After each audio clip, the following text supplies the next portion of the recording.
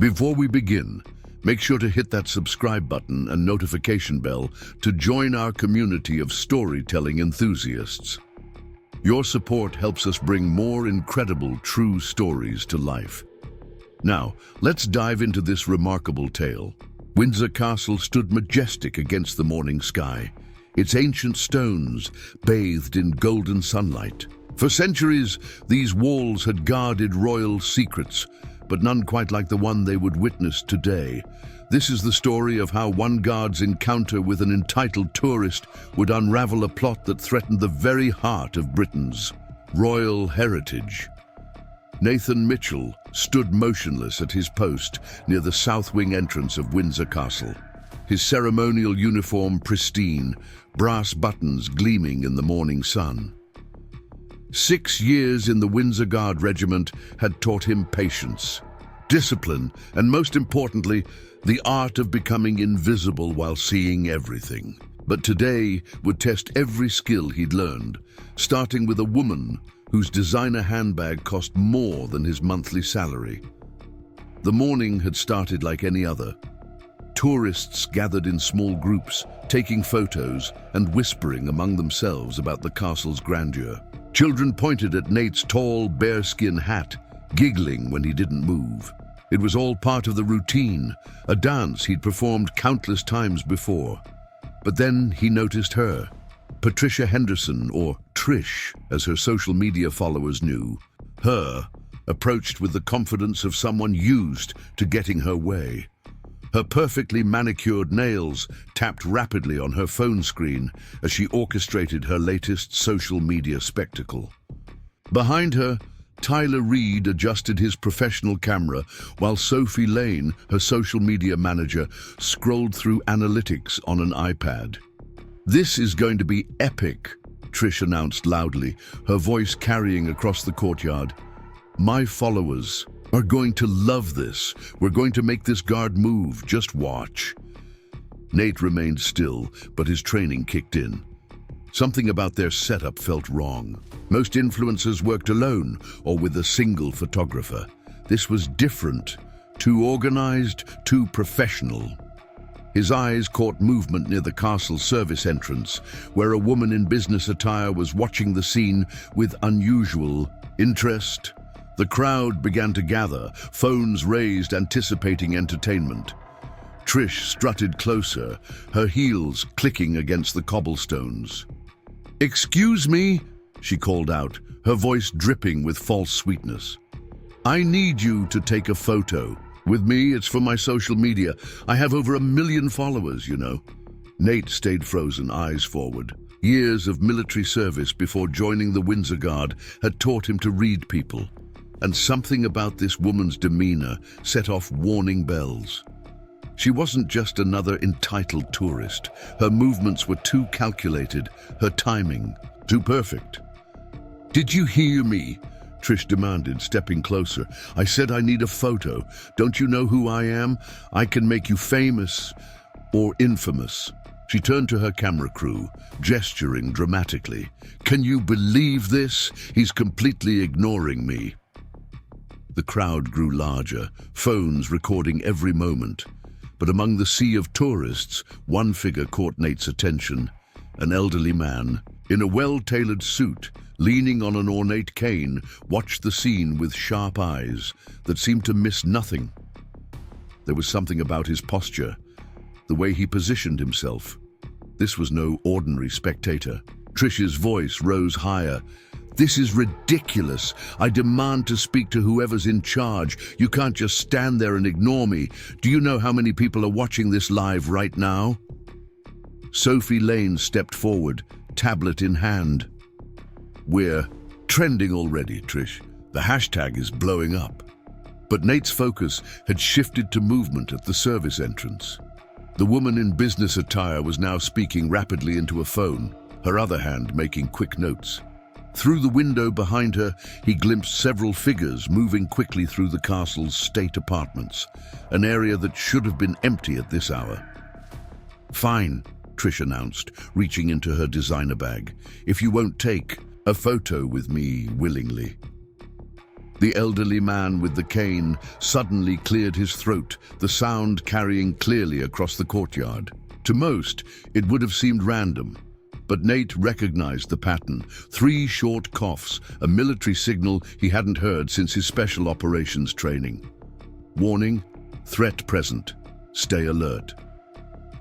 Trish pulled out her phone, but as she did, something else fell from her bag. A small piece of paper with what looked like a floor plan sketched on it. She quickly snatched it up, but not before Nate had memorized its key details. Those weren't tourist areas marked on that map. The elderly man moved closer, positioning himself casually between Nate and the growing crowd. "Quite a show you're putting on," he said, his voice carrying the unmistakable authority of command. Major Marcus Reynolds, retired, though Nate couldn't have known his name yet. "Mind your own business, old man," Trish snapped. But there was a flicker of something in her eyes, recognition, fear. Through the window, more movement caught Nate's eye. The figures in the state apartments were now carrying something that glinted gold in the morning light. His pulse quickened. The Queen's Gallery housed priceless artifacts, and today's security rotation had been unusually light. This wasn't about social media. This wasn't about a photo. This was a distraction, and they were all playing their parts perfectly. The morning sun cast long shadows across Windsor Castle's courtyard as Trish Henderson's social media spectacle continued to unfold. Her camera crew had positioned themselves strategically, capturing every angle of her confrontation with the Stoic Guard. But Nathan Mitchell's attention was divided between the entertainment being staged for social media and the concerning movements he'd glimpsed within the castle's state apartments. "I'm going live again," Trish announced, adjusting her designer blazer. "Everyone's going to see how these guards abuse their power by ignoring paying visitors." She turned to her social media manager, Sophie Lane. "How many viewers now?" "Over 50,000 and climbing," Sophie replied, her fingers dancing across her tablet. "The hashtag Windsor Guard Karen is trending." But Nathan had noticed something else. Every time Trish raised her voice, her cameraman, Tyler Reed, would adjust his position, not to get a better angle of the confrontation, but to block the view of the service entrance. It was subtle, professional even, but to Nathan's trained eye, it was a deliberate pattern. The elderly man with the cane, who Nathan would soon know as Major Marcus Reynolds, had positioned himself near a group of Japanese tourists appearing to admire the castle architecture. But his keen eyes never stopped scanning the windows above, tracking the same movements Nathan had noticed. "Perhaps," Major Reynolds spoke up, his voice carrying just enough to draw attention, "the young lady would appreciate a history lesson about Windsor Guard protocols." He tapped his cane twice on the cobblestones, another military signal that Nathan recognized instantly. 2 taps, enemy forces in position. Trish spun toward him, her practiced social media smile faltering for a split second. "I don't need a history lesson. I need this guard to do his job and take a photo with me. I'm an influencer. Do you even know what that means?" "Oh, I know exactly what it means," Reynolds replied, his voice taking on an edge that made Nathan's training kick into high alert. "It means you influence people. The question is, what exactly are you influencing them to do?" Through the window above, Nathan caught a glimpse of someone in maintenance coveralls wheeling a cart through the Queen's Gallery. The timing was wrong. Maintenance was never scheduled during public hours. His mind raced through the morning's security briefing. There had been last-minute changes to the patrol schedule, supposedly due to staff shortages. Trish's voice rose higher, drawing more attention. "This is harassment. I'm being harassed by an old man and ignored by a guard who thinks he's too important to acknowledge the public." She turned to her cameraman. "Tyler, make sure you're getting all of this." Tyler adjusted his camera again, taking 2 steps. To his left, The movement perfectly blocked any view of a figure slipping through the service entrance, carrying what looked like art handling equipment.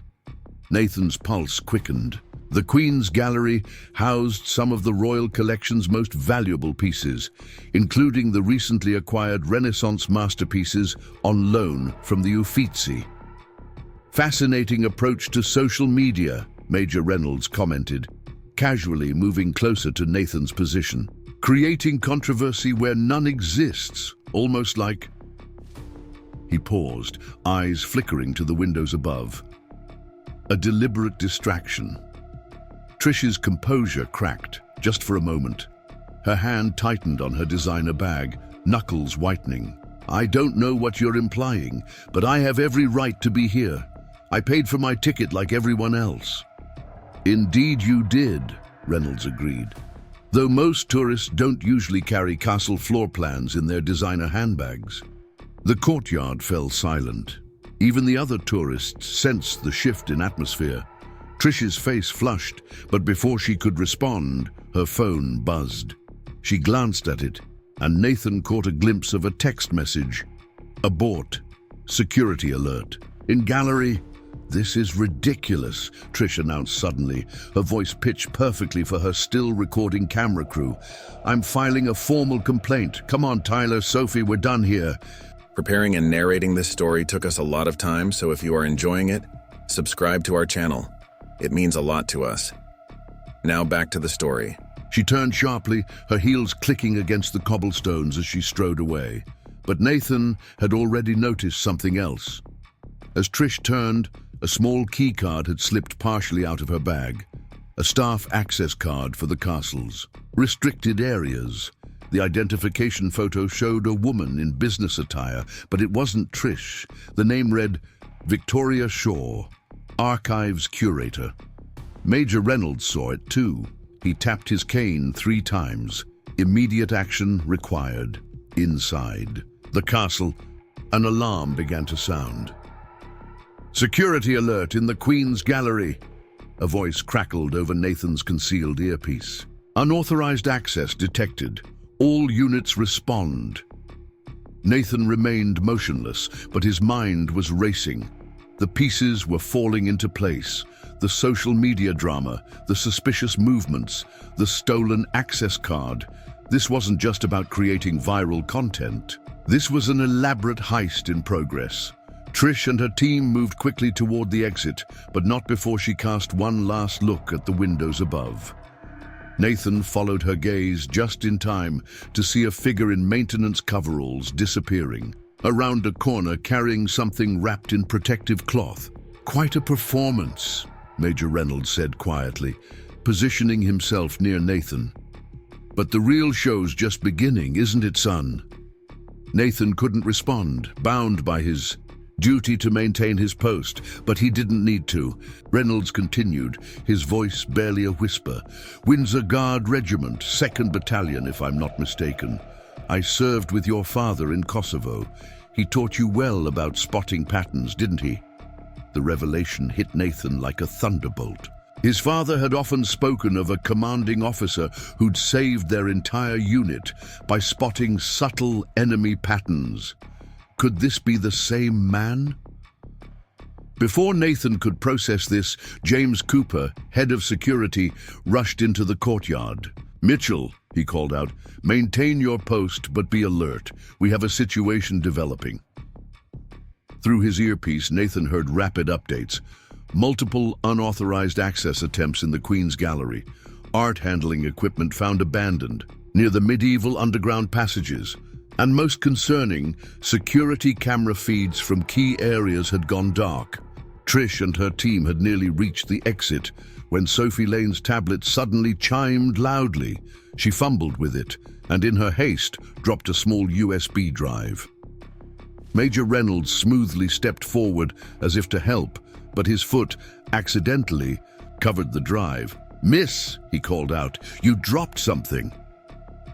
Sophie turned, her face paling when she saw what Reynolds was referring to. But before she could respond, Trish grabbed her arm. "Leave it," she hissed. "We need to go now." They disappeared through the gates, melting into the crowd of tourists outside. But Nathan knew this wasn't over. His military training had taught him to recognize coordinated operations, and this had all the hallmarks of a professional job. The social media controversy had been a smokescreen, designed to draw attention and security resources to the courtyard while something bigger happened. Inside, Major Reynolds bent down slowly, retrieving the USB drive with practiced casualness. Interesting day for a guard duty, wouldn't you say? He pocketed the drive and adjusted his grip on his cane.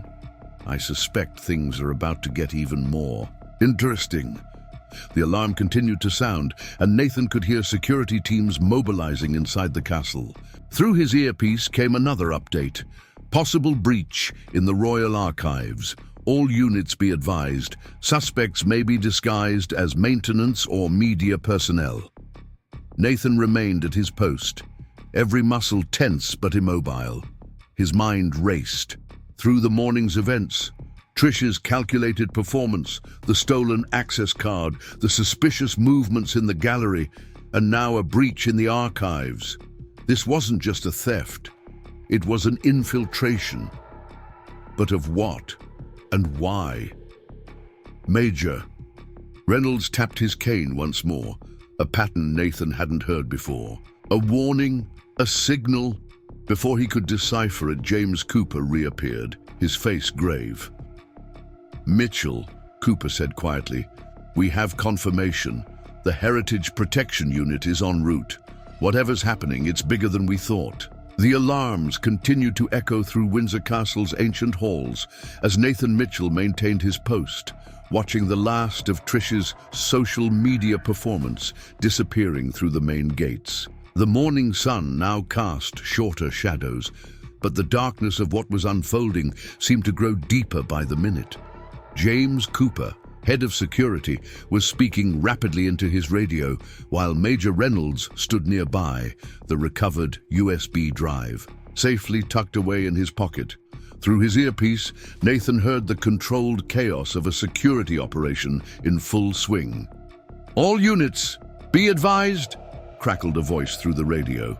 "We have confirmation of unauthorized access to multiple restricted areas. Suspects may be using legitimate credentials. Trust no one without direct verification." Cooper turned to Nathan, his voice low and urgent. "Mitchell, we're implementing Protocol 7. You know what that means." Nathan did know. Protocol 7 was reserved for situations involving potential insider threats. It meant that someone with intimate knowledge of Windsor Castle's security systems was involved. His mind flashed to the access card he'd glimpsed in Trish's bag. Victoria Shaw, archives curator. But was she a willing participant, or was something else going on? Major Reynolds cleared his throat, drawing Cooper's attention. "Perhaps," he said carefully, "it's time to examine what your social media friend left behind." He produced the USB drive. Cooper's eyes narrowed. "And you are?" "Major Marcus Reynolds, retired, Special Operations Command. I believe your young guard here has already figured out there's more to this morning's performance than a entitled tourist demanding attention." Before Cooper could respond, another voice cut through their conversation. "James, we have a situation." Victoria Shaw herself rushed into the courtyard, her face pale and stressed. "Someone's been in my office. Files are missing, and my access. And card." She stopped short, seeing Nathan and Reynolds. "Your access card was just being used by our social media friend," Reynolds said calmly. "Interesting coincidence, wouldn't you say?" Victoria's hand flew to her bag, searching frantically. "That's impossible. I have my card right." Her voice trailed off as she pulled out an identical-looking access card. "This isn't mine. The photo's the same, but the number's wrong." Cooper's posture changed instantly. "When did you last use your real card?" "This morning to access the archives. I was cataloging the new medieval manuscripts that arrived last week. Then I had coffee in the staff room and..." Her eyes widened. There was a new barista. She was clumsy, spilled coffee on my desk. She helped clean up, but... "Let me guess," Reynolds interjected. "Designer clothes, perfectly manicured. Nails? Carried herself like she owned the place?" Victoria nodded slowly. "She said she was temping for the regular staff. I didn't think..." "Because you weren't meant to," Reynolds said. "They switched your card during the cleanup." The social media spectacle out here wasn't just a distraction for what's happening in the gallery. It was confirmation that the card swap worked. Nathan remained motionless at his post, but his training had him cataloging every detail. The timing of the coffee spill, the coordinated movements in the gallery, Trish's performance, it was all too perfect, too well orchestrated. Through his earpiece came another update. Security breach in the medieval manuscripts room. Surveillance systems compromised. Unknown number of suspects. Cooper's radio crackled. "Sir, we found something in the maintenance corridor. Art handling. Equipment professional grade. And sir, there's a signature on the requisition form. It matches the archive's authorization protocols." Victoria's face drained of color. "That's impossible. I never signed any." "No," Reynolds cut in, "but someone with your access credentials did. This isn't just about stealing artifacts. They're after something specific, something in the archives." Nathan's mind raced. The medieval manuscripts room housed more than just historical documents. It contained detailed records of the castle's original construction, including...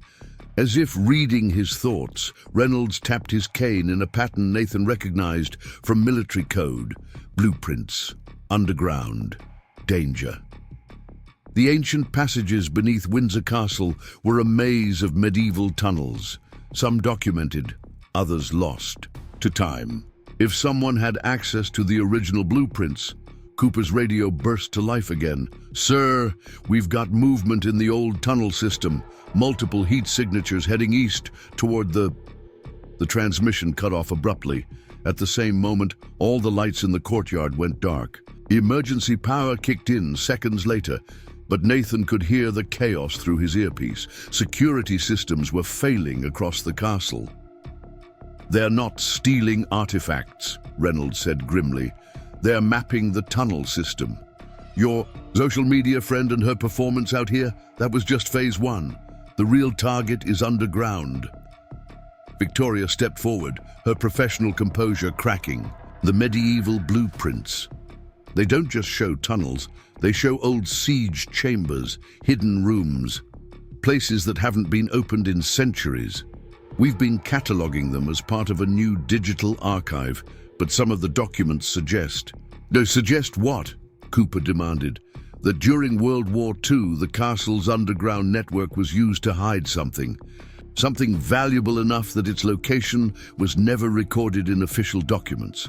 Only the original medieval blueprints would show the access points." Reynolds' expression darkened.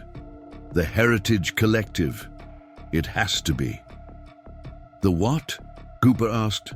"An international organization specializing in recovering lost historical artifacts, or stealing them, depending on who you ask. They've been trying to map Britain's royal underground networks for years. Your social media friend out there, she's no influencer. That's Diana Blackwood, one of their top operators." The name hit Nathan like a thunderbolt. Diana Blackwood was infamous in security circles, a master of disguise and social engineering. She'd orchestrated heists across Europe, always hiding behind carefully constructed personas. The entitled Karen Act had been perfect cover. Through his earpiece, Nathan heard more reports of security systems failing. The castle's power grid was being systematically shut down, section by section. Whatever was hidden in those medieval tunnels, Diana and her team were getting closer to it. Cooper turned to Nathan. "Mitchell, your post is compromised. Protocol 7 is in full effect. You're released from ceremonial duty." Nathan finally moved, his training taking over as he stepped from his post.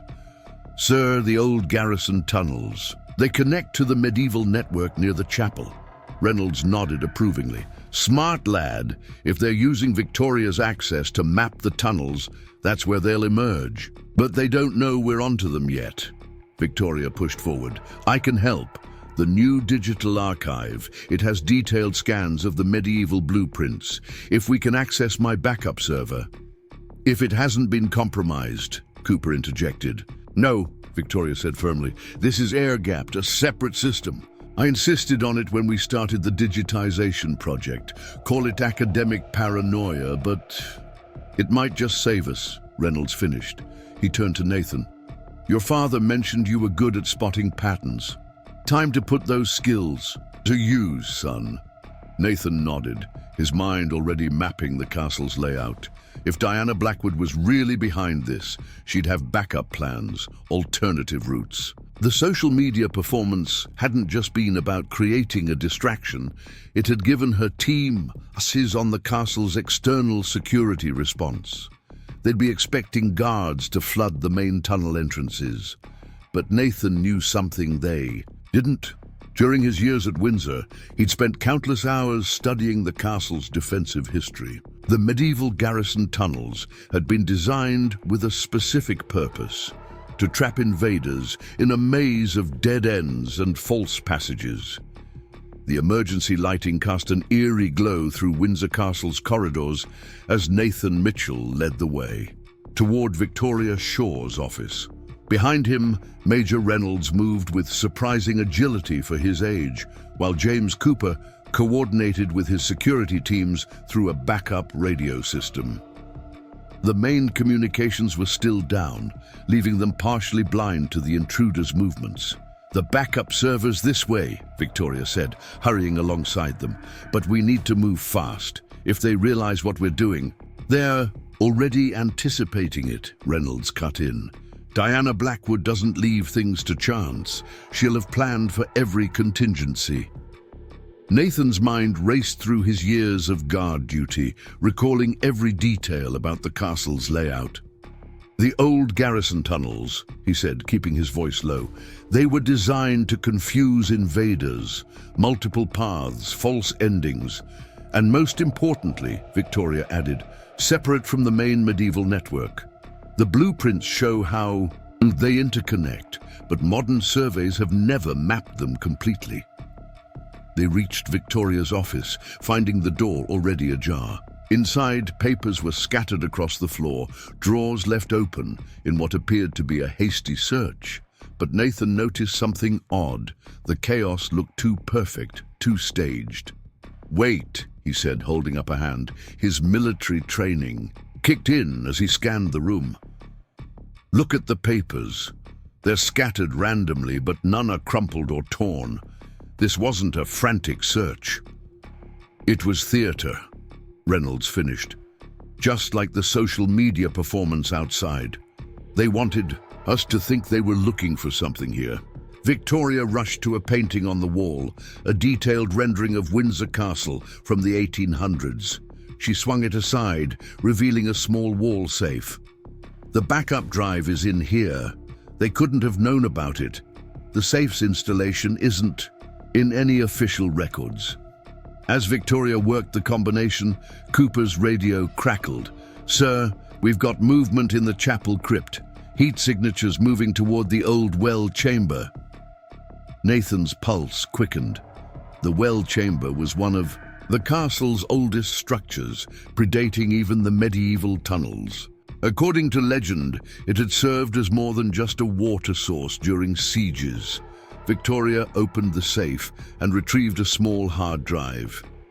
Everything's here, all the scans, all the translations. But it'll take time to go through it all. Time we don't have, Reynolds said grimly. He turned to Nathan. You said you know these tunnels. What's the fastest way to the well chamber? Before Nathan could answer, the lights flickered again. Through the window, they could see the castle's external floodlights powering down one by one. Darkness was creeping across Windsor's grounds like a spreading ink stain. They're not just Shutting down power, Cooper realized. They're creating blind spots. Standard security response would be to flood those areas with guards, which is exactly what they want, Nathan said. They're herding us, using our own protocols against us. He turned to Victoria. The medieval blueprints, do they show anything unusual about the well chamber? Victoria connected the hard drive to her laptop, fingers flying across the keyboard. Give me a moment.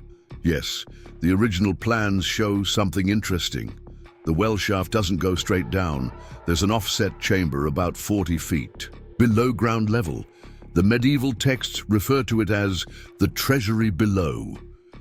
Reynolds leaned in, studying the ancient diagrams.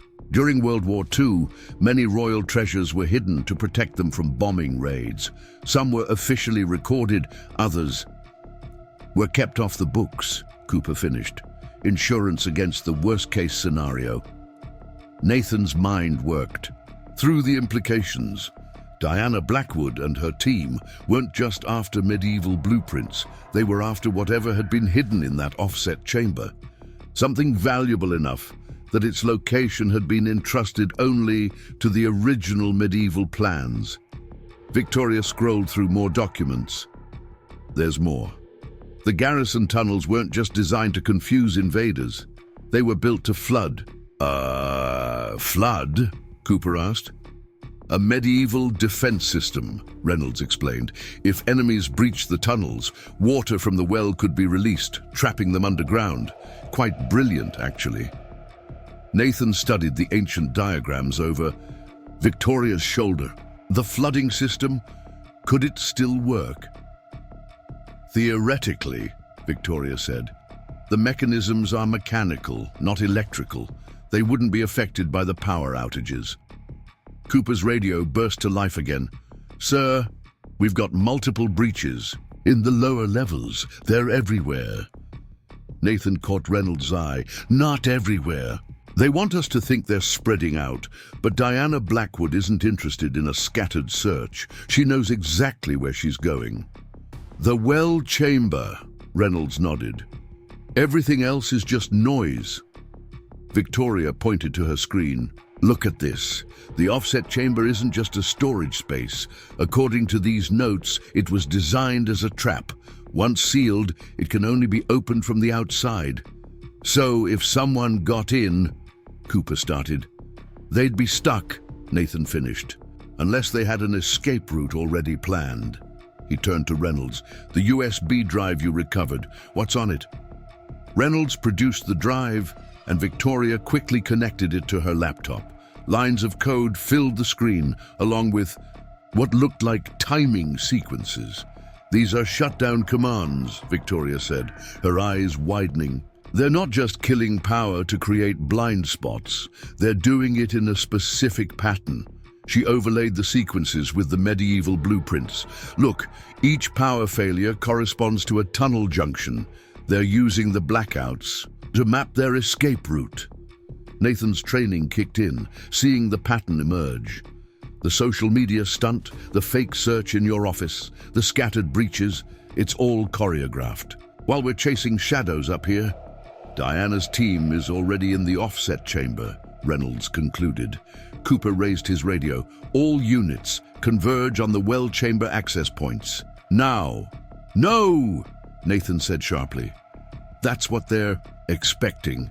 Those heat signatures your men detected? Decoys, probably remote devices planted earlier. Diana Blackwood doesn't work like that. She's already ahead of us. Reynolds smiled grimly. So, what's your plan, son? Nathan traced a route. On the medieval blueprints, the garrison tunnels parallel the main network here and here. They're separate systems, but there are maintenance access points that connect them. Points that wouldn't be on modern surveys. Points that wouldn't be in their stolen blueprints, Victoria added, catching on. If we can reach this junction, Nathan pointed to a spot near the chapel. We can cut off their escape route, but we have to move now, before they finish whatever they're doing in that chamber. Cooper hesitated. The Heritage Protection Unit will be here in 15 minutes. We should wait for backup. In 15 minutes, Diana Blackwood will be gone. Reynolds said, "and whatever's hidden in that chamber will disappear into the black market." He turned to Nathan. "Lead the way, son. I might be old, but I've still got a few tricks left." Victoria stood. "I'm coming too. You'll need someone who can read the medieval markers." The garrison tunnels are marked with symbols that correspond to these blueprints. Cooper looked between them, then nodded sharply. "I'll coordinate from here. Try to keep their attention focused on the main access points." He handed Nathan a spare radio. "Channel 3 is still secure. Good hunting." Nathan led them out of the office and toward a service stairwell few people knew existed. As they descended into the castle's depths, the emergency lighting grew dimmer. The ancient stones seemed to press in around them, holding centuries of secrets. "Diana Blackwood," Reynolds said quietly as they moved. "I encountered her work once. Before, in Prague. She stole a priceless manuscript from under the noses of 24 guards, never left a trace." "Until now," Nathan replied. "This time she got sloppy. The social media act was too perfect, too calculated. Because she wanted to be seen," Victoria realized. The whole performance was designed to draw attention, to make us think we knew what she was planning. They reached a heavy wooden door, its iron fittings thick with age. Beyond it lay the entrance to the garrison tunnels, and somewhere, in the darkness, the truth about what Diana Blackwood was really after. The air grew thick and musty as Nathan Mitchell pushed open the heavy wooden door leading to the garrison tunnels. Centuries-old stone steps disappeared into darkness below, their edges worn smooth by time. Victoria Shaw held up her phone's flashlight, revealing medieval symbols carved into the walls. "These marks," she whispered, studying the ancient carvings, "they're different from the ones in the main tunnel system. Look at the pattern. It's not just directions, it's a code." Major Reynolds moved silently behind them, his cane making surprisingly little noise on the stone steps. The garrison tunnels were designed to be navigated only by those who knew the symbols. During a siege, even if enemies breached this far, they'd get lost in the maze. Nathan's military training had him cataloging every turn, every junction. The air grew cooler as they descended, and the sounds from above faded into an oppressive silence. Their flashlight beams caught glimpses of side passages and sealed doorways, each marked with those cryptic medieval symbols. Victoria consulted her laptop, comparing the symbols to the scanned blueprints. "According to these records, we're parallel to the main tunnel network now.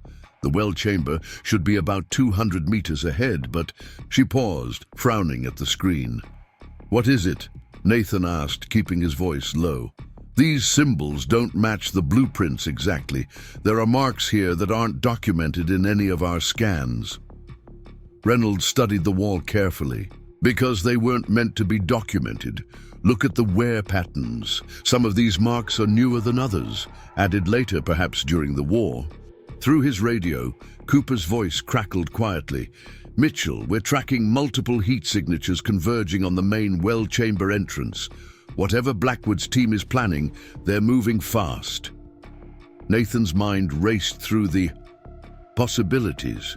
Diana Blackwood hadn't become one of the world's most successful art thieves by being predictable. The heat signatures were too obvious, too easy to track. "They're still playing us," he said. "Those heat signatures, they want us focused on the main entrance while they..." He stopped suddenly, holding up his hand for silence. A faint sound echoed through the tunnels, metal against stone, coming from somewhere ahead. But there was something else, a low vibration running through the ancient walls. "They've reached the offset chamber," Victoria whispered, checking her laptop. "These readings, they're using some kind of drilling equipment." Reynolds gripped his cane tighter. "Time's running out. Whatever's in that chamber, they're close to getting it." Nathan moved forward carefully, leading them through the maze of passages. The garrison tunnels ran parallel to the main network, but they weren't simple corridors. They split and merged, creating a three-dimensional maze designed to trap invaders. Victoria touched his arm, pointing to a particular symbol on the wall. "Wait, look at this one. It's different." She compared it to her blueprints. This mark isn't about direction. According to the medieval texts, it's a warning about water. "The flooding system," Reynolds said. "We must be near one of the control points." Nathan examined the ancient stonework. Unlike the other walls, this section showed signs of more recent modification, subtle differences in the masonry that most would miss. "During the war," he said slowly, "they didn't just hide treasures down here. They adapted the old defenses, modernized them." Victoria's flashlight beam caught something metallic embedded in the wall, a lever mechanism carefully disguised to match the surrounding stone. "The flooding controls. They still work?" Before Nathan could answer, Cooper's voice came through the radio again. "Multiple security breaches in the main tunnel network. They're releasing some kind of smoke bombs. Our thermal imaging is useless.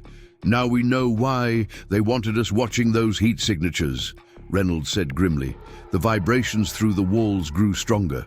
Whatever equipment Diana's team was using, they were getting close to their goal.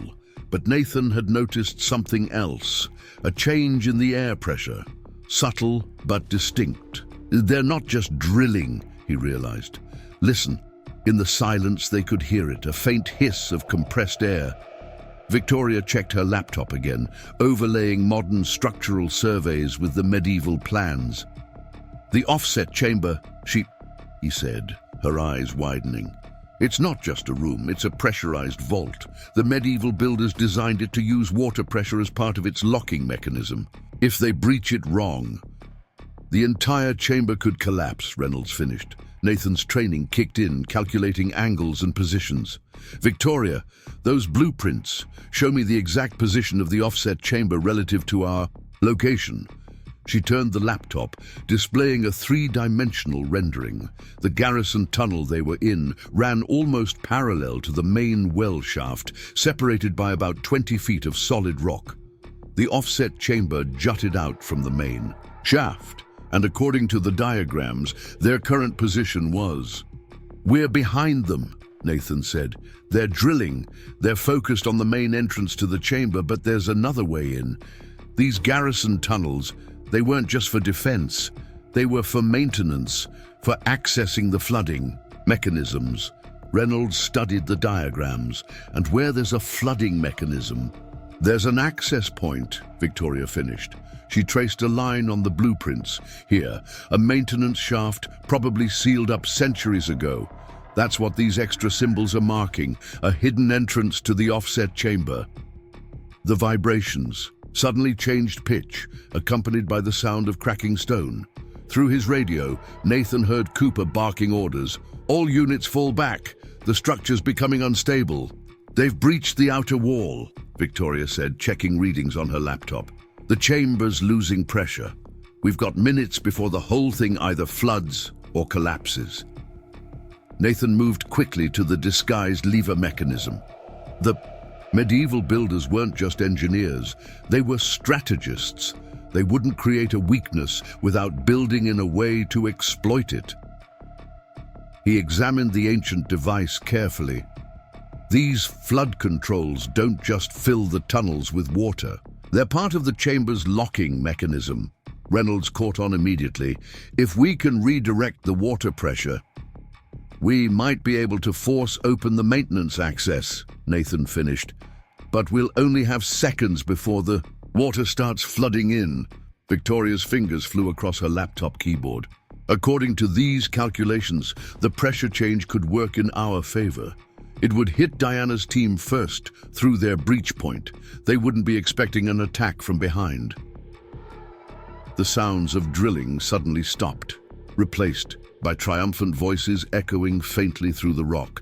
Diana's team had broken through. "Now or never," Reynolds said quietly. Nathan gripped the ancient lever, muscles tensed. Everything hinged on the next few moments. If they were wrong about the maintenance access, if the medieval mechanisms failed, they'd flood themselves instead of stopping the heist. Cooper's voice crackled through the radio one more time. Mitchell, the Heritage Protection Unit is 5 minutes out. Whatever you're going to do, we're not waiting, Nathan replied. He looked at his companions. The retired major who'd served with his father, the curator whose knowledge might save priceless treasures, and his own reflection in the ancient stone, so far from his ceremonial post above. Everyone ready? Victoria held up her laptop, the blueprints clearly displayed. Reynolds gripped his cane, a glint in his eye suggesting it might be more than just a walking aid. They both nodded. Nathan took a deep breath and pulled the lever. The ancient lever moved with surprising smoothness, followed by the deep rumble of machinery that had waited centuries to be awakened. Somewhere in the darkness, water began to flow through channels carved by medieval engineers. Nathan held his breath, counting seconds. 1, 2, 3. A grinding sound echoed through the tunnel, and a section of wall that had appeared solid for centuries began to shift. Victoria's flashlight beam revealed an opening barely wide enough for a person to squeeze through. The maintenance access, she whispered, consulting her laptop. It's actually working. From beyond the opening came the sound of startled voices and rushing water. Diana's team had just discovered that their carefully planned heist was about to become much more complicated. Move! Reynolds commanded softly. They'll have the main chamber lit up like a museum. We'll have the advantage of darkness. Nathan went first, sliding through the narrow passage. His ceremonial uniform was going to need serious attention after this, but that was the least of his concerns. The passage angled downward, and he could feel the vibration of water moving through ancient pipes all around them. They emerged onto a narrow maintenance ledge that wrapped around the upper portion of the offset chamber. Below them, industrial lights illuminated a scene of controlled chaos. Diana Blackwood, now dressed in professional climbing gear, rather than her Karen outfit, directed her team with quick hand signals as they worked to secure their breach point against the rising water. But it was what stood in the center of the chamber that caught Nathan's breath. A massive steel vault door, clearly installed during World War II, had been cut open with modern equipment. Beyond it, visible through the gap, stood rack after rack of wooden crates marked with faded military codes. My God, Victoria breathed. The rumors were true. This isn't just a medieval treasury. It's where they hid them. Hid what? Nathan whispered, though he was beginning to suspect the answer. During the war, Reynolds explained quietly, Britain's most valuable cultural treasures were hidden in various locations. The most important pieces, the ones they couldn't risk falling into enemy hands, simply vanished from all records. Everyone assumed they'd been moved to the countryside. But they were here all along, Victoria finished, hidden beneath a medieval pressure lock that any modern safecracker would overlook. Below them, Diana's voice carried clearly as she directed her team. Hurry up with those waterproof cases. The pressure's still building. Tyler, get those lights higher. There's water coming in from somewhere. Nathan recognized Tyler, the cameraman from the courtyard performance. Now he handled professional climbing gear with the same expertise he'd shown with his camera. The social media team had been anything but amateur. Sophie, Diana called out, status on the castle's response? Sophie Lane, no longer playing the part of social media manager, checked a tablet protected by a rugged case. Security's still focused on the main tunnel network. Our decoys are working. But, she frowned, we've lost contact with the surface team. Comms are going dark one by one. Because they're not just losing contact, Reynolds whispered. The Heritage Protection Unit must be shutting them down systematically. Nathan studied the scene below. Diana's team was professional, no doubt about that. 4 people managing. The climbing gear and water pumps, two handling the crates, and Diana herself supervising while maintaining a clear path to their escape route. They'd cut through the vault door at exactly the right point to create a controlled breach, and their equipment was top of the line. But they'd made one crucial mistake. They assumed the water was just a medieval defense, he said softly. They don't realize it's part of the locking mechanism itself. Victoria, what happens when the pressure fully equalizes? Victoria checked her laptop, eyes widening. According to these diagrams, the entire chamber is designed to rotate. The water pressure doesn't just flood invaders out, it literally turns the vault like a giant combination lock. Once it starts, as if on cue, a deep rumbling began to vibrate through the chamber. Diana's head snapped up, her professional calm cracking for the first time. "What's happening?" she demanded. "This isn't just water pressure!" The chamber shuddered. The racks of crates began to tilt as the floor itself started to rotate, driven by centuries-old machinery, powered by the weight of water above them. "Everyone out!" Diana shouted. "Grab what we came for and move! Tyler, Sophie, secure the line!" But Nathan had been counting on this moment. As Diana's team scrambled to save their operation, he vaulted over the maintenance ledge, using their own climbing ropes for a controlled descent. Reynolds, moving with surprising agility, took position on the ledge with something that had definitely not been just a cane. It separated into a compact but professional-looking rifle. "Windsor Castle security," Nathan announced, his voice carrying over the sound of rushing water. "Step away from the vault." Diana spun toward him, her expression shifting from shock to fury to calculated assessment in the space of a second. Behind her, one of her team members reached for a weapon, but Reynolds' voice rang out from above. "I wouldn't," the retired major called.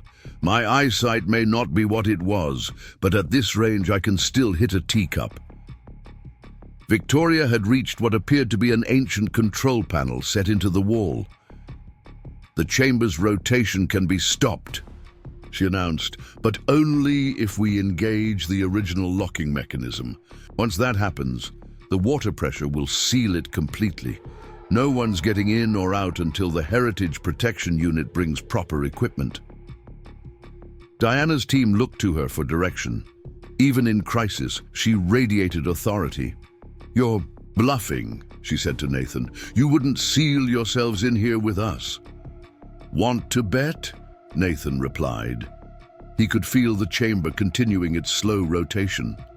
The water level was rising steadily now, lapping at their feet. "Because in about 2 minutes, this place is going to be underwater either way. At least our way, the treasures stay safe." Diana's eyes darted to the vault, where her team had managed to pull out only 2 crates. "You don't even know what you're protecting," she said.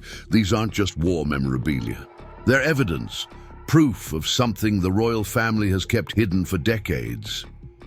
"Above my pay grade," Nathan replied calmly. "I just know that whatever's in those crates has stayed safe through 1 world war already. It can stay safe a bit longer." The chamber shuddered again. Equipment started sliding across the tilting floor. Diana's professional mask cracked further as she realized her perfect plan was unraveling. "Sophie," she snapped, "tell our surface team to initiate Protocol Omega." Nathan recognized the tension in her voice. Protocol Omega wasn't just an escape. In plan, it was something worse. "Mrs. Blackwood," he said, using her real name for the first time, "you should know that your surface team won't be responding. Right now, the Heritage Protection Unit is probably treating your Karen performance video to a frame-by-frame analysis. Every face, every angle, every hidden signal you used. They're documenting all of it." Something changed in Diana's expression. A flicker of respect, quickly hidden. "You're not just a ceremonial guard, are you? You're not just a social media influencer," he countered. Water continued to rise around them. The chamber's rotation had turned the vault door almost vertical. Soon, the crates would start falling. "Victoria," Nathan called, not taking his tea. "Eyes off Diana. How long until total flooding? 90 seconds, she replied. The locking mechanism needs to be engaged within the next 60, or the whole structure could collapse. Diana looked at her team, then at the crates they'd managed to retrieve, and finally at the water swirling around their legs. Nathan could almost see her calculating odds, evaluating options, looking for a way to salvage something from her failed heist. Your choice, Nathan said quietly. But whatever secret you think you've discovered down here, is it worth dying for? The chamber groaned under the increasing water pressure as Diana Blackwood stared at Nathan, her calculating mind visibly racing behind those eyes that had so recently feigned entitled outrage in the castle courtyard. The water had risen past their ankles, and the chamber's rotation had turned the vault's contents into a precious game of pick-up sticks. One wrong move, and centuries of history would come crashing down. "Tyler, Sophie," Diana said finally, her voice carrying that same command presence she'd used in her Karen performance. "Stand down." Her team hesitated, clearly torn between professional loyalty and survival instinct. The water was rising faster now, creating small whirlpools around the modern equipment they'd brought to breach the vault. "Boss," Tyler started to protest. "The client will have to be disappointed," Diana cut him off. She turned to Nathan, professional acknowledging professional. "You understand this isn't over." "Wouldn't expect it to be," Nathan replied, maintaining his position between her team and the vault. "Victoria time? 45 seconds until we lose control of the locking mechanism," Victoria called from her position at the ancient control panel. "The water pressure's building faster than the medieval specs predicted." Major Reynolds kept his weapon trained on Diana's team from the maintenance ledge above. "Miss Blackwood, I've seen enough of your work to know you always have a backup plan. Whatever it is, I suggest you forget it. This chamber's about to become either a tomb or a prison cell. Your choice which." The chamber shuddered again, more violently this time. One of the wooden crates shifted in its rack, its World War II era markings briefly visible in the work lights. "Operation Blackstone, Priority 1. Diana's eyes locked onto the marking, and Nathan saw something he hadn't expected: genuine fear. "You don't understand," Diana said, her voice dropping to near whisper. "Those crates, what's inside them? Some secrets aren't meant to stay buried." "Then there are better ways to bring them to light," Nathan countered, even as he filed away her reaction for later consideration. "Ways that don't involve international art theft and flooding centuries-old tunnels." A tremendous groaning sound filled the chamber. Above them, through the breach Diana's team had cut, water began to spray in more forcefully. 30 seconds! Victoria shouted over the noise, the rotations destabilizing the whole structure. Nathan could see Diana's team exchanging glances, hands twitching toward concealed weapons. They were professionals, used to having backup plans for their backup plans, but this situation was rapidly moving beyond anyone's control. "Boss," Sophie called out, her tablet screen glowing with incoming data. "The Heritage Protection Unit has found our surface cache. All our research, all our evidence about Operation Blackstone is about to be in very official hands," Reynolds finished from above. "Game over, Ms. Blackwood." Diana's composure cracked fully for the first time, revealing something almost desperate beneath. "They'll bury it again," she said, "just like they did in 1943. Those crates don't just contain art, they contain proof of—" Her words were cut off by a massive tremor that shook the entire chamber. The rotation mechanism, ancient gears fighting against modern cutting tools, screamed in protest. One of the crate racks began to collapse. "Everyone move!" Nathan shouted, his military training taking over. He lunged forward, grabbing Diana and pulling her back, just as a cascade of World War II-era crates crashed into the rising water where she'd been standing. The impact sent waves across the flooded chamber floor. Equipment sparked and shorted out. The industrial lights flickered, threatening to plunge them all into darkness. "Victoria!" Nathan called out. 20 seconds! She responded, her fingers flying over the ancient control panel. "But there's a problem. The medieval locking sequence, it's not responding correctly. The rotation's gone beyond the original specifications." Reynolds shifted position on the ledge, compensating for the chamber's increasing tilt. "In English, please." The chamber's turning too far," Nathan translated, his mind racing through the implications. "The water pressure's forcing it past its designed limits. If we engage the locks now, we could shear the whole mechanism off," Victoria finished. "The chamber wouldn't just flood, it would collapse." Diana's team had backed up against the chamber wall, their professional cool evaporating as the security of their equipment and planning washed away. But Diana herself seemed to have found new resolve in the chaos. "Nathan," she said, using his first name with deliberate effect, "those crates in the vault, they weren't just hidden from the Nazis, they were hidden from everyone. Operation Blackstone wasn't about protecting national treasures. It was about burying evidence." "Evidence? Of what?" Nathan demanded, even as he helped her move away from another shifting rack of crates. "Why do you think they chose this chamber?" Diana pressed. "A medieval pressure lock, designed to be flooded, hidden beneath one of the most heavily guarded buildings in Britain. Perfect for keeping things safe, yes, but also perfect for destroying them if needed." The implications hit Nathan like a physical blow. The chamber's design, the rotation mechanism, the flooding system. It wasn't just about protection. In the worst-case scenario, everything in here could be reduced to waterlogged pulp, washed away through centuries-old drainage systems. 10 seconds! Victoria shouted. "Nathan, we need a decision. If we don't engage the locks, the whole chamber floods uncontrollably. If we do engage them wrong..."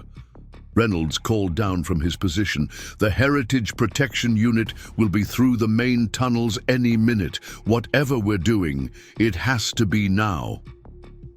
Nathan looked at Diana, saw the genuine urgency in her eyes. He thought about the fear in her voice when she'd mentioned Operation Blackstone, about her willingness to risk everything to reach these crates. Professional art thieves didn't show that kind of emotion over ordinary treasures. No matter how valuable. "Victoria!" he called out, making a decision that went against every protocol he'd ever learned. "Can you engage the locks in sequence, not all at once?" "Yes, but wait." Her eyes widened as she understood his plan. "The medieval engineers, built-in failsafes. If we engage the locks one at a time, we might be able to stop the rotation without shearing the mechanism," Nathan finished. He turned to Diana. "You came prepared to move valuable cargo. Your waterproof cases, where are they?" Diana didn't hesitate. "Tyler, the cases, now!" 5 seconds until total flood," Victoria warned. "Do it," Nathan ordered. "Engage the first lock." The chamber filled with the sound of ancient machinery grinding into action. The rotation slowed, then jerked violently as the first lock engaged. Water sprayed from dozens of hidden channels, but the mechanism held. "Second lock!" Nathan shouted. The second lock engaged with a sound like thunder, reverberating through the flooding chamber. The rotation mechanism screamed in protest. Ancient gears fighting against forces they were never designed to handle. The water level had reached their knees, and the chamber's tilt made every movement a battle against both gravity and the swirling current. Tyler and Sophie moved quickly with their waterproof cases, their professional training showing as they secured them to their climbing harnesses. Diana directed them with hand signals, coordinating their movements like a conductor with an orchestra. "The cases are rated for deep sea pressure," she called to Nathan over the roar of rushing water. "Whatever we can save will be protected." "Third lock engaging," Victoria shouted from the control panel. The chamber shuddered as another set of ancient mechanisms activated. The rotation slowed further, but the grinding sound intensified. Movement in the main tunnel network, Reynolds reported from his position above. The Heritage Protection Unit is getting close. Whatever we're saving, it needs to be now. Nathan made a rapid assessment. The vault's contents were shifting dangerously as the chamber's angle changed. Some of the crates had already been damaged by the water. Their World War II era wood no match for centuries of stored pressure suddenly released. "Diana," he called out, "you've researched Operation Blackstone. Which crates are critical?" She pointed to a rack that had somehow stayed secure. "Those 3, they're marked with a double cross, highest priority." Nathan fought his way through the rising water toward the rack. His ceremonial uniform, soaked and heavy, pulled at every movement. But his military training took over, calculating angles and forces as he began securing the first crate.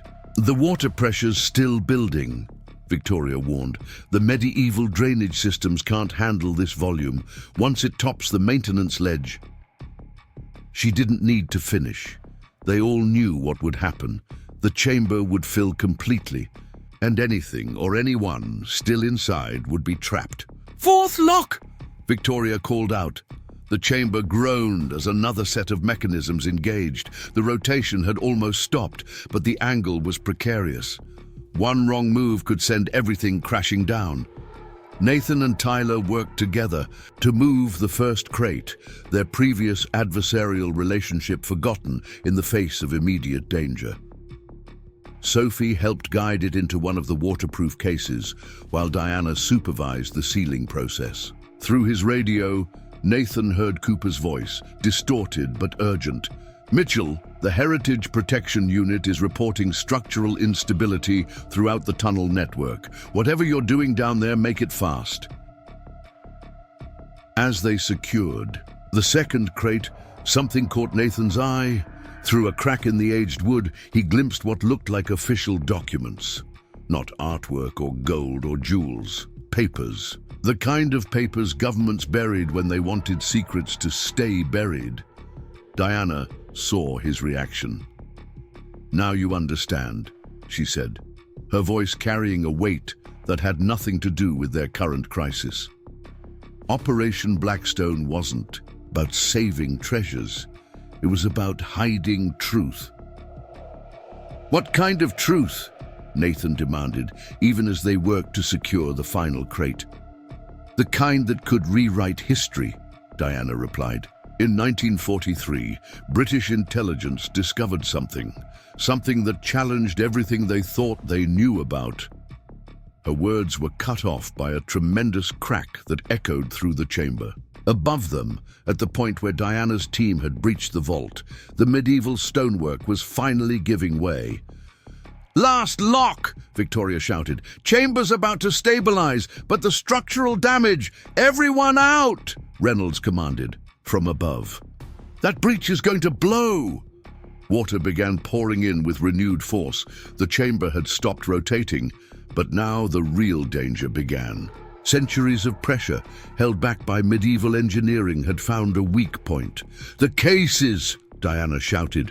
"We need to seal them properly, or the water pressure will crush them." Nathan looked at the final crate, still unsecured. The water was rising faster now, already up to their waists.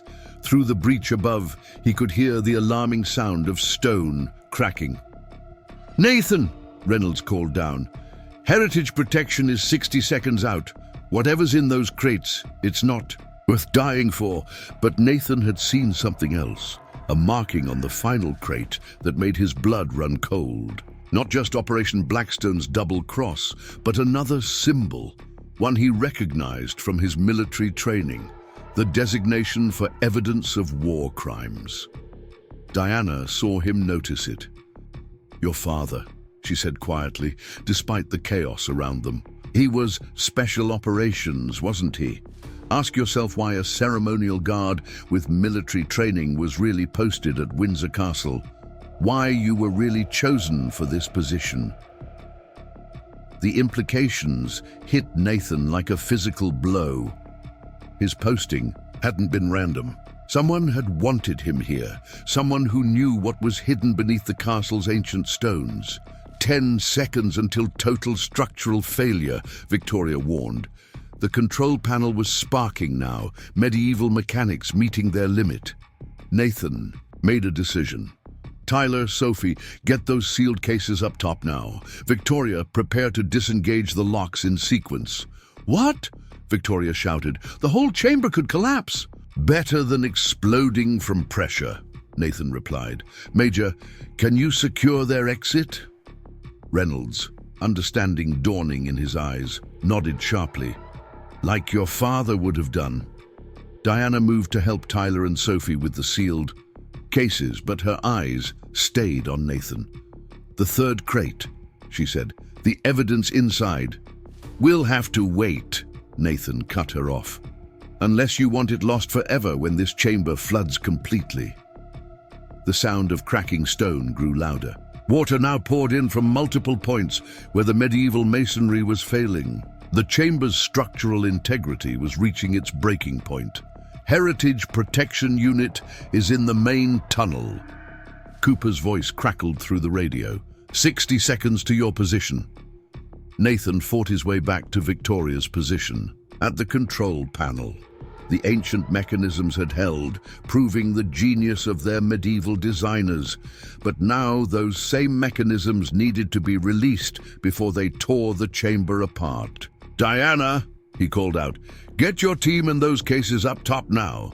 Victoria, on my mark, begin disengaging the locks. Major? I know, Reynolds replied, his weapon still ready, but his tone understanding. Some secrets need to stay buried. Others need to be brought into the light carefully. The chamber shuddered again as more medieval stonework gave way. The water level rose with frightening speed as Diana's team secured their precious cargo to the climbing lines. Nathan, Diana said, pausing before her ascent, whatever you think of me, remember, I could have done this differently. Could have blasted my way in, taken everything. Instead, I chose a way that would get attention, that would make people ask questions. By playing a Karen harassing a guard? Nathan asked, despite the dire situation. A ghost of a smile crossed her face. Would you have preferred I actually slapped you? Now that would have gone viral. The first lock disengaged with a sound like a cannon shot, the ancient mechanism releasing its grip on the chamber's rotation. Water poured in faster, now the pressure finding every crack and weakness in the medieval stonework. Diana's team worked frantically to secure their sealed cases to the climbing lines, while Victoria prepared to release the remaining locks. Heritage Protection Unit, 30 seconds out. Cooper's voice crackled through Nathan's radio barely, audible over the chaos. Nathan fought his way through the chest-deep water to check the climbing lines. His ceremonial uniform, now completely soaked, felt like it weighed 100 pounds. Victoria, status on the remaining locks. Second lock disengaging now, she called back. The control panel sparked dangerously as another ancient mechanism released. But Nathan, there's something else. These readings from the medieval pressure gauges. The chamber shuddered violently. Above them, through the breach Diana's team had cut, Nathan could hear the alarming sound of stone grinding against stone. The medieval tunnels were shifting, the weight of centuries of history literally pressing down on them. Reynolds called down from his position on the maintenance ledge. Mitchell, we've got movement in the main tunnel network, multiple teams converging. Whatever we're doing with those documents, it needs to be now. Diana, securing the last waterproof case, turned to Nathan. You've seen the markings on that final crate. Diana, securing the last waterproof case, turned to Nathan. You've seen the markings on that final crate. You know this isn't just about stolen art or royal treasures. Operation Blackstone. It was named after the color of redacted text. An entire chapter of history painted over in black ink. Another lock disengaged, and the chamber groaned ominously. The water level rose even faster, now reaching their shoulders. The industrial lights they'd been using flickered and died, leaving them with only Victoria's emergency lamp and the faint glow from above. "Nathan!" Victoria called out urgently. "These pressure readings, they don't match the medieval blueprints. There's another chamber below this one." The revelation hit just as Nathan's feet felt something through the swirling water, not the smooth stone floor they'd been standing on, but what felt like a metal grate. His military training kicked in, pieces falling into place. "It's not just a drainage system," he realized aloud. "The medieval builders created a fail-safe if the chamber was ever breached." "The evidence could be flushed into a lower vault," Diana finished, understanding dawning in her eyes. "One that only floods after this chamber is completely submerged, perfect for preserving secrets or destroying them completely." Through his radio, Nathan heard the Heritage Protection Unit coordinating their approach. They'd be here within seconds, but he knew they weren't just coming to stop a heist. They were coming to contain a secret that had been buried since 1943. "Your father knew," Diana said quietly, despite the chaos around them. "That's why you were posted here. He discovered something during his special operations days, something about Operation Blackstone. He couldn't expose it directly, but he could make sure the right person was in place when the truth finally came out." The chamber lurched again as Victoria disengaged another lock. The rotation mechanism screamed in protest, medieval gears fighting against forces they were never designed to handle. Water now reached their necks, forcing them to tread water. "Final lock releasing!" Victoria shouted. "But Nathan, if there really is a lower chamber, releasing the last lock will open the drainage grate. Anything not secured will be washed away forever," Nathan finished. He looked at the sealed cases containing the first two crates, then at the third crate, still unsecured, the one bearing the war crimes designation, a decision that would change history one way or another. Reynolds called down from above, a voice carrying decades of military experience. "Nathan, sometimes the hardest duty is choosing which secrets to keep and which ones need to see daylight. Your father understood that." The Heritage Protection Unit was close enough now that Nathan could hear their boots on the stone steps. Diana's team had secured their cases, ready to be pulled up, but Diana herself hesitated, watching Nathan. "You could come with us," she offered. "Help us expose the truth." Operation Blackstone wasn't just about hiding evidence, it was about protecting reputations. Powerful people who made deals in the darkness of war, who buried their crimes beneath castle stones. Through the chaos of rushing water and grinding stone, Nathan heard Victoria's sharp intake of breath. "Nathan, the pressure readings are critical.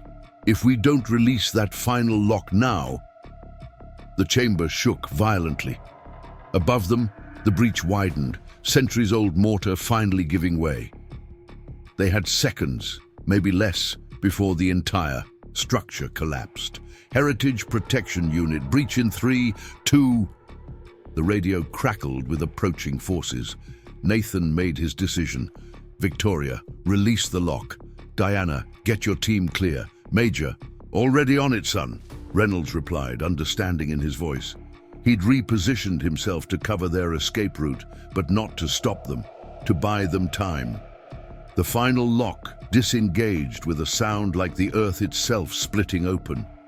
The metal grate beneath their feet began to slide, revealing the darkness of the lower chamber. Water rushed downward with incredible force, creating a whirlpool effect that threatened to drag them all under. Diana's team pulled their sealed cases up with practiced efficiency, disappearing through the maintenance access. But the third crate, the one bearing the war crimes designation, began to slide toward the opening grate. Nathan fought against the current, reaching for the crate. His father had known about this, had positioned him here for this moment. Some secrets needed to stay buried, yes, but others festered in darkness, poisoning history itself. "Nathan!"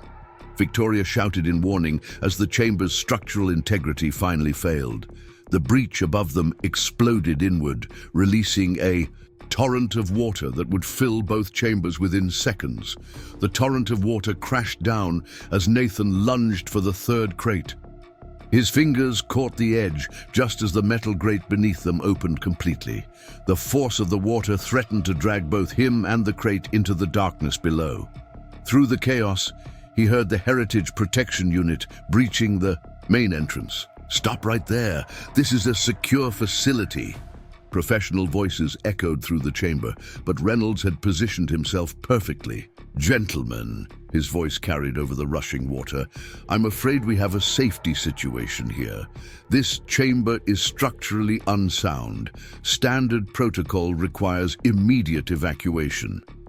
Nathan's military training recognized what the Major was doing, using their own procedures to buy crucial seconds.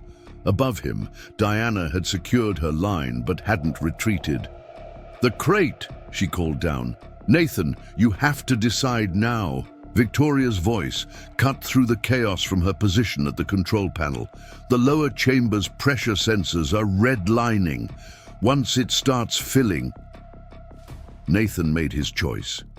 Using strength born of years of military training, he pulled the crate up against the current. Water poured through the opening below them, creating a whirlpool effect that threatened to drag them all down. But something else caught his eye, markings on the chamber floor, visible now that the grate had moved. "Victoria!" he shouted. "The floor! It's not just a drainage system!" Victoria's flashlight beam caught the revealed markings. "These are coordinates," she called back.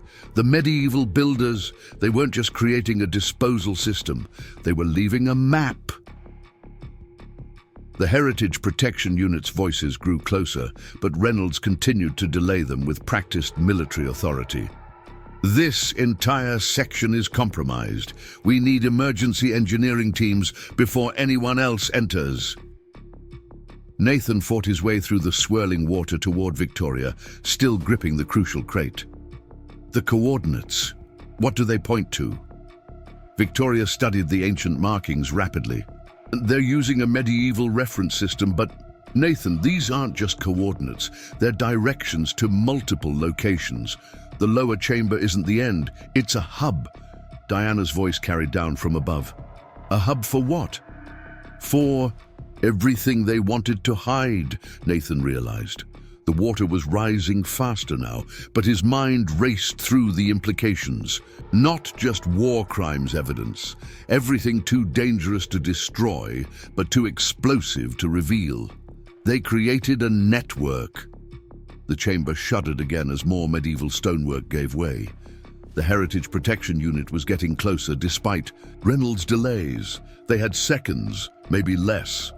"Nathan," Diana called down urgently, "whatever we're taking, it has to be now." But Nathan had seen something else in the revealed floor markings, a symbol he recognized from his father's old mission files. A double cross inside a circle, the same marking that had been on the crate he now held. "Victoria," he shouted over. "The rushing water, the control panel, does it have the same symbol?" Victoria's eyes widened as she checked. "Yes, hidden under centuries of dust. Nathan, this isn't just about World War II. This chamber, this entire system, it's still active." The revelation hit like a physical blow. Windsor Castle hadn't just hidden secrets during the war. It had become part of an ongoing operation, a facility for burying truths too dangerous to face. Through his radio, Nathan heard Cooper's voice, tense but controlled. "Mitchell, Heritage Protection is overriding local authority. Whatever you're doing down there is exactly what I was posted here to do," Nathan finished quietly. He looked up at Diana, still holding her position despite the danger. "You knew about this, didn't you? The network, the ongoing operation. That's why you chose this particular approach." A ghost of a smile crossed Diana's face, a Karen making a scene, drawing every eye and camera toward the surface while we worked below. Perfect cover. But I didn't know about the coordinates. Until now. Your father left me breadcrumbs, Nathan finished. Posted me here knowing someday someone would try to breach the chamber, knowing I'd have to make this choice. The water level continued to rise as the lower chamber filled. The medieval drainage system groaned under pressure it was never designed to handle. But those floor coordinates changed everything. This wasn't just about saving or exposing one cache of secrets. It was about uncovering an entire hidden system. Reynolds called down from his position. Nathan, Heritage Protections brought in senior officials. Whatever we're doing, it needs to be now. Victoria's voice carried equal urgency. The pressure readings are critical. Once that lower chamber fills completely, the whole network could be compromised, Nathan realized, or sealed forever, taking its secrets with it. Diana threw down another secure line. Final chance, Nathan. That crate, the coordinates, they're not just evidence of past crimes. They're proof of an ongoing conspiracy. Help us expose it. Nathan looked at the crate in his hands, then at the coordinates mapped across the ancient floor. His father had known about this, had maneuvered to place him here at this exact moment. But why? To preserve the secrets, or to ensure they finally came to light? Through the chamber entrance came new voices, authoritative, official, the kind that expected instant obedience.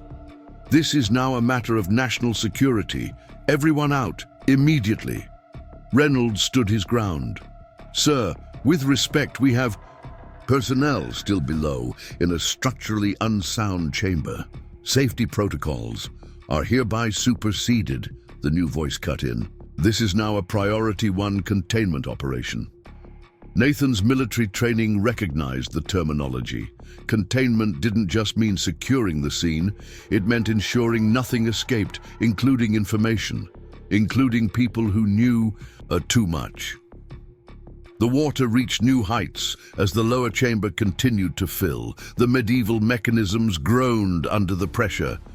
They had moments, maybe less, before the entire system was compromised. Victoria's voice carried barely controlled. Panic. Nathan, these pressure readings, the whole network is interconnected.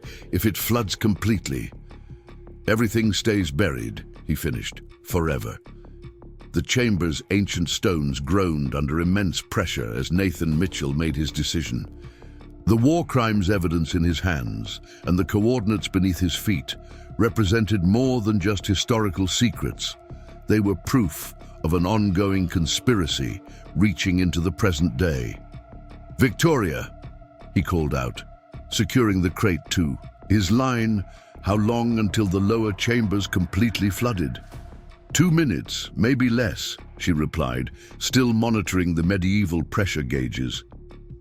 But Nathan, these readings, the network's failing. Other chambers are showing pressure. Spikes. Whatever we do, the whole system could collapse. Above them, the Heritage Protection Unit's senior official continued issuing orders. This is now a Class 1 containment scenario. No one leaves until everything is secured. Reynolds, still holding his position, caught Nathan's eye. The old Major's expression spoke volumes. He recognized the terminology too. Class 1 containment meant they weren't just trying to protect secrets anymore. They were preparing to bury them permanently. Nathan, Diana called down urgently, if you're coming, it has to be now. Once they initiate full containment. She didn't need to finish. Nathan had seen enough Class 1 operations during his military service to know what happened next. Official records would be altered, witnesses would be discredited, and inconvenient truths would disappear into carefully constructed explanations. The water continued to rise as Nathan made his way to Victoria's position. The coordinates, he said quickly. Can you copy them? Victoria's fingers flew over her tablet, photographing and documenting the ancient markings. Already done. But, Nathan, look at this pattern. These aren't just locations, they're dates. Nathan studied the medieval encoding system. His father's training in military cryptography kicked in, seeing the pattern emerge. They're scheduled releases, he realized. Dead man switches. If anything happened to this chamber, the truth would emerge anyway, Diana finished, understanding dawning in her voice. Your father didn't just position you here to protect secrets, Nathan. He made sure you'd be here when the fail-safes activated. The chamber shuddered violently as more medieval stonework gave way. Through the breach above, Nathan could hear urgent voices as engineering teams assessed the damage. They were running out of time. This is your final warning, the senior official's voice carried down. Clear the chamber immediately. Reynolds replied with the full weight of his military authority. Sir, with respect, we have unfired explosive ordnance down there. World War II era. Standard protocol requires EOD teams before... Damn protocol! The official snapped. Seal it all. But Nathan had already put the pieces together. The coordinates, the dates, the pressure system. It wasn't just about preserving secrets. The medieval builders and those who came after them had created something far more sophisticated. Victoria, he called out. The control panel. There's a sequence hidden in these markings. The medieval engineers built in a final failsafe. Victoria's eyes widened as she studied the ancient mechanisms. The pressure system, it's not just about flooding the chambers. If we reverse the sequence, we can trigger a controlled release, Nathan finished. He turned to Diana. That's what your research found, isn't it? Not just the existence of the chambers, but the fail-safe system. Diana's professional mask cracked slightly, revealing genuine admiration. We found hints, fragments, but this... She gestured to the coordinates. This is beyond anything we imagined. A medieval dead man's switch designed to preserve truth itself. The water had reached critical levels. The lower chamber was almost full, and the pressure reading showed the entire network straining against centuries of containment. Above them, the Heritage Protection Unit was preparing for full containment procedures. 1 minute until complete. System failure, Victoria warned.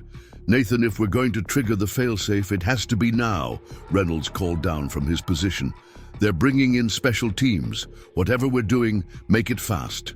Nathan looked at the crate secured to his line, then at the coordinates that promised to expose decades of buried secrets. His father had known about this, had understood that someday the truth would need to emerge. But it had to be done right. Not hidden away in private collections, but revealed in a way that couldn't be denied or covered up. Victoria, he commanded, initiate the sequence. Diana, get ready to move. Major, already on it, son, Reynolds replied, understanding in his voice. Just like Kosovo, sometimes the best defense is making sure everyone's watching. Nathan turned to Diana. Your social media performance up there. How many people were really watching? A slow smile spread across Diana's face. Live streams still running. Hidden camera feeds are broadcasting to secure servers worldwide. And those Karen demands photo clips already trending on every major platform. Perfect, Nathan said, because what happens next needs witnesses, lots of them. Victoria's hands moved across the control panel with practiced precision. Sequence initiating. Nathan, the pressure readouts, it's working. The system's redistributing the water flow. The chamber's groaning changed pitch as centuries old. Mechanisms engaged in their final duty.